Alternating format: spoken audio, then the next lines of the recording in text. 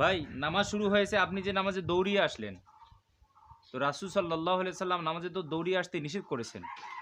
আপনি স্বাভাবিকভাবে বাড়ি থেকে যেভাবে হেঁটে আসছেন, ঠিক একই রকম করে মসজিদেও এরকম হেঁটে আসতে হবে। কখনো দৌড়িয়ে এসে নামাজে শরিক হওয়া যাবে না।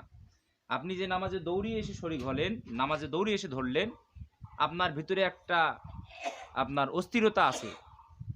আপনার ভিতরে একটা অস্থিরতা কাজ করবে। এটার কারণে আপনার নামাজের মধ্যে কোনো খুশু থাকবে না, কোনো বিনয় থাকবে না। আপনার ভিতরে ওইরকম হাসফাসটা থেকেই যাবে। এই কারণে রাসূল সাল্লাল্লাহু আলাইহি ওয়াসাল্লাম বলছেন, খবরদার তোমরা দৌড়িয়ে এসে কখনো জামাতে তোমার শরিক হবে না। তোমরা বাড়ি থেকেও তোমরা যেভাবে স্বাভাবিকভাবে আসছো, ঠিক একই রকম করে মসজিদে এসেও আমাদেরকে স্বাভাবিকভাবে আসতে হবে।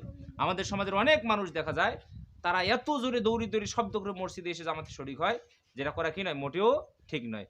অনেক মানুষের এতে নামাজের খুজু বিনয়টা কি হয়ে যায়, নষ্ট হয়ে যায়। এই কারণে সম্মানিত দর্শক শ্রোতা, আমরা যখনই নামাজে আসবো, আমরা কখনো দৌড়িয়ে আসবো না। ভাই, নামাজ শুরু হয়েছে, আপনি যে নামাজে দৌড়িয়ে আসলেন, তো রাসূল সাল্লাল্লাহু আলাইহি সাল্লাম নামাজে তো দৌড়িয়ে আসতে নিষেধ করেছেন।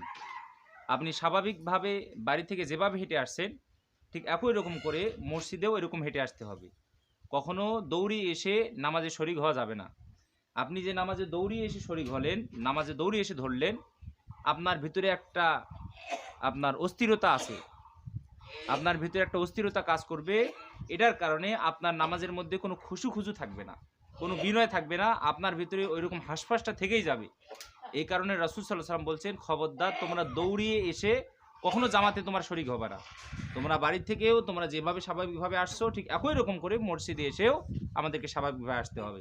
আমাদের সমাজের অনেক মানুষ দেখা যায়, তারা এত জোরে দৌড়ি শব্দ করে মসজিদে এসে জামাতে শরিক হয়, যেটা করা কি নয়, মোটেও ঠিক নয়। অনেক মানুষের এতে নামাজের খুজু বিনয়টা কি হয়ে যায়, নষ্ট হয়ে যায়। এই কারণে সম্মানিত দর্শক শ্রোতা, আমরা যখনই নামাজে আসবো, আমরা কখনো দৌড়িয়ে আসবো না।